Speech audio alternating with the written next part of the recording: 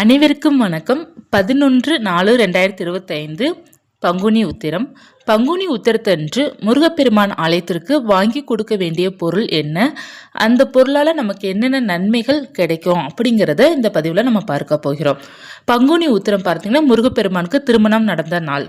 இந்த நாள் ரொம்ப விசேஷமானது. முருகன் பார்த்தீங்கன்னா மகிழ்ச்சியுடன் இருக்கக்கூடிய நாள்.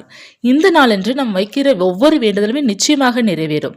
ஒரு திருமணத்திற்காக நீங்கள் வேண்டுதல் வைக்கலாம், குழந்தை பாக்கியத்திற்காக வேண்டுதல் வைக்கலாம், இல்லை தொழிலுக்காக வேண்டுதல் வைக்கலாம். உங்களுடைய வேண்டுதல் என்னவாக இருந்தாலும் சரி, அந்த வேண்டுதலை முழு மனதோட முருகன்ட்டு ஒப்படைத்து, இந்த வேண்டுதல் எனக்கு நிச்சயமாக நிறைவேற வேண்டும் முருகா, உன்னைத்தான் நம்பி இருக்கிறேன் அப்படிங்கிற மாதிரி சரணாகதி அடைந்து நீங்கள் முருகனுக்கு தீபத்தை ஏற்றி வைத்து வழிபாடு செஞ்சீங்க அப்படின்னா நிச்சயமாக உங்களுடைய வேண்டுதல் நிறைவேறும். அதில் முக்கியமாக பார்த்தீங்கன்னா முருகன் பார்த்தீங்கன்னா அபிஷேக பிரியர். அதாவது அபிஷேகம் செய்வது முருகருக்கு ரொம்ப பிடிக்கும் அப்படிங்கிறது நமக்கு கதைகளை சொல்லப்பட்டிருக்குது. அதனால் பார்த்தீங்கன்னா அபிஷேகத்திற்கு நம்ம பொருள் வாங்கி கொடுப்பது ரொம்ப நல்லது. எல்லா பொருளும் நம்மளால் வாங்கி கொடுக்க முடியுமா அப்படின்னா உங்களுடைய வசதிக்கு ஏற்ப போல் நீங்கள் வாங்கி கொடுத்துக்கலாம். ஒரு பொருள் வாங்கி கொடுத்தாலே நமக்கு போதும், நல்ல பலன் கிடைக்கும். உங்களுக்கு வசதி வாய்ப்புகள் அதிகமாக இருக்கின்றது அப்படின்னா நான் சொல்கின்ற பொருள் எல்லாமே நீங்கள் வாங்கி கொடுக்கலாம். அதற்கான நன்மைகளையும் நான் சொல்கிறேன். உங்களுக்கு எந்த பொருள் வாங்கி கொடுக்கலாம் அப்படிங்கிறத பார்த்து நீங்கள் வாங்கி கொடுத்துக்கோங்க. இதில் முக்கியமாக வாங்கி கொடுக்க வேண்டிய பொருளையும் நான் சொல்கிறேன். உங்களுக்கு எந்த பொருள் வாங்கி கொடுக்கணும், உங்களுக்கு ஏற்றது போல். இப்போ உங்களுக்கு கடன் இருக்குன்னு எந்த பொருள் வாங்கலாம், குடும்ப ஒற்றுமைக்காக எந்த பொருள் வாங்கலாம் அப்படிங்கிற மாதிரி உங்களுடைய பிரச்சனைக்கு ஏற்ற போல் நீங்கள் பொருள் வாங்கி கொடுங்க. இப்போ முருகனுக்கு பார்த்தீங்கன்னா பொதுவாக பார்த்தீங்கன்னா அபிஷேகம் ரொம்ப பிரியர். அவர் பால் அபிஷேகம், தயிர் அபிஷேகம், தேன் அபிஷேகம், அரிசி மாவு, பஞ்சாமிர்தம், இந்த மாதிரி நிறைய அபிஷேகங்கள் இருக்குது இல்லையா. அதில் நம்மளால் எல்லா பொருளும் வாங்கி கொடுக்க முடியாட்ட அப்படின்னா கூட நீங்கள் வாங்கி கொடுக்க வேண்டிய முக்கியமான பொருள் தேன் வாங்கி கொடுக்கலாம், பால் வாங்கி கொடுக்கலாம். இந்த இரண்டு பொருளை ஏதாவது ஒரு பொருளோ அல்லது இந்த ஒரு பொருள் வாங்கி கொடுத்தாலே போதும். உங்களுக்கு செல்வம் உங்கள் வீட்டில் நிலைத்து இருக்கும், நிலையாக இருக்கும். வீட்டில் நினைச்சதெல்லாம் நடக்க ஆரம்பிக்கும். இறைவனோட அருள் பரிபூர்ணமாக கிடைக்கும். அதனால் இந்த இரண்டு பொருளாவது நீங்கள் முக்கியமாக வாங்கி கொடுப்பது ரொம்ப நல்லது. ஒவ்வொரு பொருளுக்கும் நம்ம என்னென்ன பலன் பார்க்கலாம். இப்போ நீங்கள் பால் வாங்கி கொடுக்கணும் விருப்பப்பட்டீங்க அப்படின்னு உங்களுடைய வீட்டில் இருக்கிறவங்க எல்லாத்துக்குமே ஆயுள் அதிகரிக்கும். அடிக்கடி உடல் ஆரோக்கியம் சரியில்லாமல் போகுது அப்படின்னு நீங்கள் பால் அபிஷேகம் செய்யும்போது அந்த ஆரோக்கியம் நமக்கு உடம்புக்கு கிடைக்கும். முருகன் அருளால் சீக்கிரமாக குணமாக முடியும், ஆயுள் அதிகரிக்கும். அடுத்து பார்த்தீங்கன்னா தயிர் அபிஷேகம். தயிர் அபிஷேகம் யாரெல்லாம் தயிர் வாங்கி கொடுக்கலாம் அப்படின்னா குழந்தை பாக்கியத்திற்காக வழிபாடு செய்கிறவங்க எல்லாருமே ஒரு 1/2 லிட்டர் தயிரோ அல்லது 1 லிட்டர் தயிரோ உங்களால் முடிந்த அளவுக்கு வாங்கி கொடுங்க. தயிர் வாங்கி கொடுக்கறதுனால குழந்தை பாக்கியம் சீக்கிரமாக கிடைக்கும். அடுத்து நெய் அபிஷேகம். நெய் அபிஷேகம் பண்ணுவதனால என்னென்ன நன்மைகள் கிடைக்கும் அப்படின்னா உங்களுக்கு அதிகமாக குழப்பங்கள் இருக்கின்றது, ஒரு தெளிவான முடிவு எடுக்க முடியல, அதிகப்படியான கவலைகள் இருக்கின்றது அப்படின்னு மன அமைதி கிடைப்பதற்காக நீங்கள் நெய் வாங்கி கொடுக்கலாம். அடுத்து இளநீர்.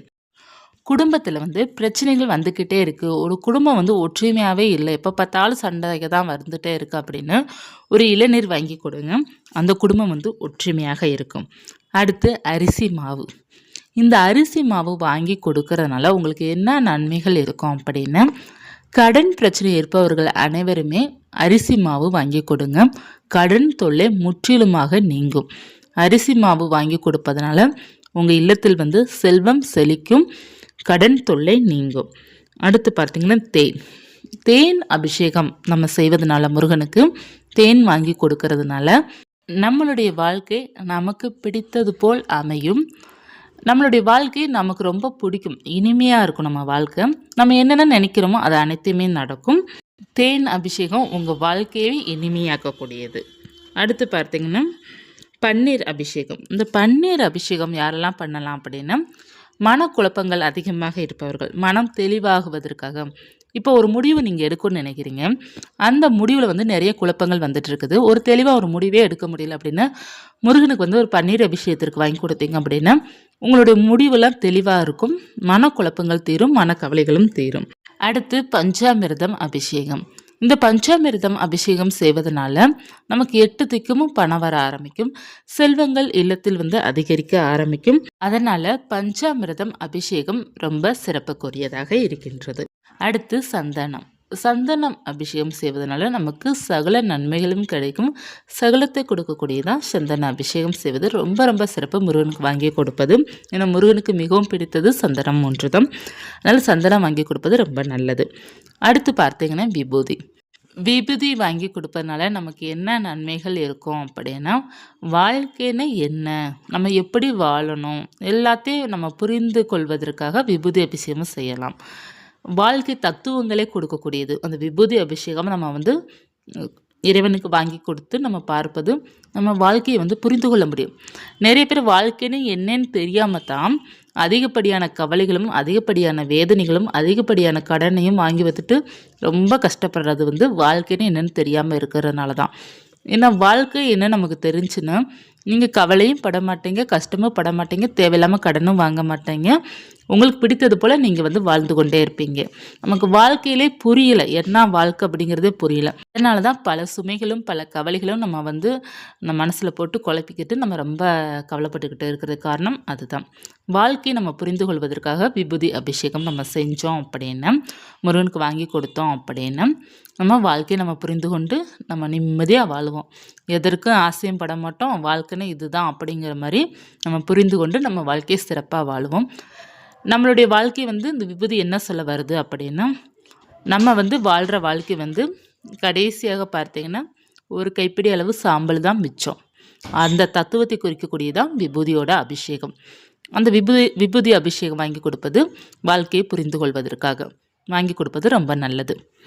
அடுத்து முருகனுக்கு பார்த்திங்கன்னா வஸ்திரம் வாங்கி கொடுப்பது ரொம்ப சிறப்பானது.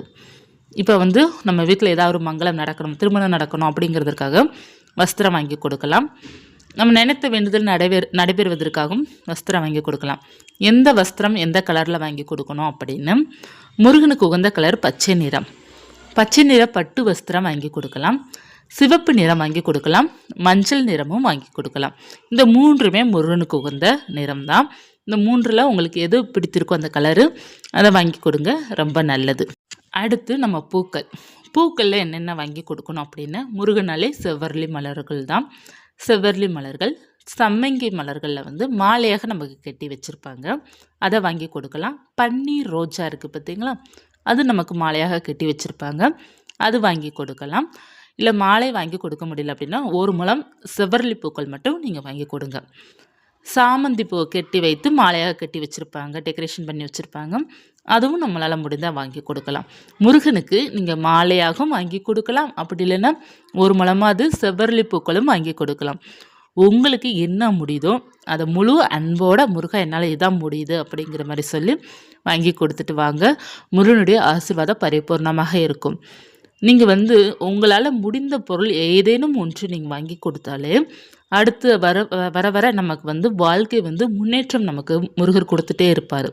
நீங்கள் ஃபஸ்ட்டு ஒரு முறை நீங்கள் ஏதாவது பால் மட்டும் வாங்கி கொடுக்குறேன்னு வச்சுக்கோங்கமே, அடுத்து 2 பொருளாக உங்களுக்கு வாங்கி கொடுக்கறதுக்கு முருகன் வசதி கொடுப்பார். இப்படியே உங்களை முன்னேற்றிட்டே தான் இருப்பார். நீங்கள் நிறைய பொருள் அதுக்கடுத்து வாங்கி கொடுப்பீங்க முருகனுக்கு. அவ்வளோ வசதியும் வாய்ப்புகளும் முருகர் உங்களுக்கு கொடுப்பார். நீங்கள் அன்போடு வாங்கி கொடுக்குற சின்ன பொருளாக இருந்தாலும் அந்த முருகன் மனதார ஏற்றுக்கொண்டு உங்களை ஆசீர்வாதம் பண்ணுவார். நீங்கள் ஒரு முறை வாங்கி கொடுத்து பாருங்கள், அதுக்கப்புறம் நீங்களே விட மாட்டீங்க. அந்தளவுக்கு அதில் ஒரு பாசிட்டிவும் நமக்கு ஒரு அதிர்ஷ்டமும் நிச்சயமாக முருகப்பெருமான் கொடுப்பாரு. அதை உணர்ந்த பிறகு நீங்கள் அடிக்கடி அவருக்குரிய சஷ்டி, கிருத்திகை இந்த மாதிரி சிறப்பான நாட்கள் வரும் பார்த்திங்களா, அப்போதெல்லாம் நீங்கள் அபிஷேகத்திற்கு பொருள் வாங்கி கொடுக்க ஆரம்பிச்சிடுவீங்க. ரொம்ப நல்ல பலன் கொடுக்குங்க. நம்ம வாழ்க்கையில் எவ்வளோ கவலைகள் இருந்தாலும் சரி, எவ்வளோ வேதனைகளும் இருந்தாலும் சரி, நீங்கள் அபிஷேகம் பண்ணும்போது கலந்துக்கிட்டீங்க அப்படின்னா அந்த கவலைகள்லாம் தீர ஆரம்பிச்சிடும். நீங்கள் வாழ்க்கையை ரசிக்க ஆரம்பிச்சிடுவீங்க. அதனால் அபிஷேகம் செய்யும்போது அங்கே கலந்துக்கோங்க. ஒன்று காலையில் அபிஷேகம் பண்ணுவாங்க, அப்படி இல்லைன்னா மாலையில் அபிஷேகம் பண்ணுவாங்க. எந்த நேரம் உங்கள் வீட்டு பக்கத்தில் இருக்கிற கோவிலில் அபிஷேகம் பண்ணுறாங்களோ அந்த நேரத்தை கேட்டுக்கொண்டு நீங்கள் அதில் கலந்து கொள்வதே நமக்கு மிகப்பெரிய பாக்கியம். முருகனுடைய அனுகிரகம் இருந்தால் மட்டுமே நமக்கு பார்த்திங்கன்னா அவருடைய அபிஷேகத்தில் கலந்துப்பதற்கு யோகம் அவர் கொடுப்பார். அவருடைய அனுகிரகம் நம்ம வேணும் அப்படின்னா அவருக்கு நம்ம பொருள் வாங்கி கொடுத்தாலும் சரி கொடுக்கட்டாலும் சரி அவருடைய அனுகிரகம் நமக்கு கிடைக்கும். ஆனால் முழு நம்பிக்கையும் அன்பு இருந்தால் போதும். நம்ம வெறுங்கையோட முருகனை பார்க்க போனாலும் அவர் நிறைவாக நமக்கு கொடுத்து அனுப்புவார். அந்த அளவுக்கு சக்தி வாய்ந்தவர் தான் முருகர். வாரி கொடுப்பதில் வள்ளல் என்ற பெயர் கொண்டவர் தான் முருகப்பெருமான். அதனால் நம்ம வந்து நினைக்கிறதும் சரி, கேட்கிறதும் சரி, முருகன் எல்லாமே நமக்கு செய்து கொடுப்பார். அன்பும் நம்பிக்கையும் பார்த்தீங்கன்னா, நம்ம சரியாக முருகன் மீது முழு நம்பிக்கை வைத்து நம்ம வந்து அதில் ஒரு பாசிட்டிவோடு நம்ம இருந்தாலே போதும். முருகனுடைய அருளும் அன்பும் நமக்கு பரிபூர்ணமாக கிடைப்பதை நம்மளால் உணர முடியும். அன்பால் தான் நம்ம முருகரை வந்து நெருங்க முடியும். நம்பிக்கையால் நம்மளுடைய பக்தியை வந்து வெற்றி பெற முடியும். இந்த பதிவு உங்களுக்கு பயனுள்ளதாக இருக்கும்னு நினைக்கிறேன். இருந்தால் லைக் பண்ணிக்கோங்க. பங்குனி உத்திரத்தன்று எப்படி பூஜை செய்ய வேண்டும் அப்படிங்கிறதுக்காக, விரதம் இருப்பவர்கள் எப்படி வழிபாடு செய்ய வேண்டும் அப்படிங்கிறதுக்காக நான் பதிவுகள் கொடுத்துருக்குறேன். அது சேனலில் இருக்கும். வேணுங்கிறவங்க அந்த பதிவை பார்த்துக்கோங்க. உங்களுக்கு பயனுள்ளதாக இருக்கும்னு நினைக்கிறேன். இந்த பதிவு பயனுள்ளதாக இருந்தால் லைக் பண்ணிக்கோங்க. இது போன்ற ஆன்மீக தகவலுக்கு சேனலை சப்ஸ்கிரைப் பண்ணி வச்சுக்கோங்க. ராஜேஸ்வரம் சேனலை. நன்றி.